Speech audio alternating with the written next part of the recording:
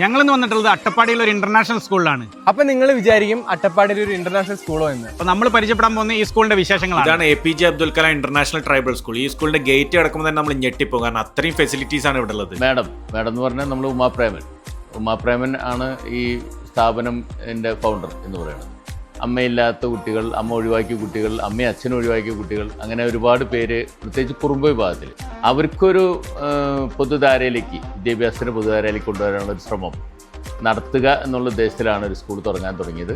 അങ്ങനെയാണ് 2018 APJ Abdul Kalam international residential school മൊത്തം tribal കുട്ടികൾക്ക് വേണ്ടി, പ്രത്യേകിച്ചും കുറുമ്പ വിഭാഗത്തിലുള്ള കുട്ടികൾക്ക് വേണ്ടി, പ്രാചീന ഗോത്ര വിഭാഗത്തിലുള്ള കുട്ടികൾക്ക് വേണ്ടിയാണ് ഈ സ്കൂൾ ആരംഭിച്ചത്. ഫസ്റ്റ് ജനറേഷൻ പഠിക്കുന്ന ഒരുപാട് കുട്ടികളുള്ള ഈ സ്കൂളിലെ കുട്ടികൾക്ക് റോബോട്ടിക്കിനെ കുറിച്ചുള്ള ഒരു അറിവ് നൽകാമെന്നുള്ള തീരുമാനത്തിലെത്തുകയും കഴിഞ്ഞ ഒരു വർഷമായിട്ട് അത് നടന്നുകൊണ്ടിരിക്കുകയും ചെയ്യുന്നുണ്ട്. റിലേ, സെൻസർ, അങ്ങനെയുള്ള വാക്കുകളും അതിൻ്റെ അർത്ഥങ്ങളും കോഡിങ്ങും ഒക്കെ ഈ സ്കൂളിലെ കുട്ടികൾക്ക് പോലും അറിയാൻ കഴിഞ്ഞു എന്നുള്ളതാണ് റോബോ ഹോം ഞങ്ങൾക്ക് തന്നിട്ടുള്ള ഒരു ഹോപ്പ്.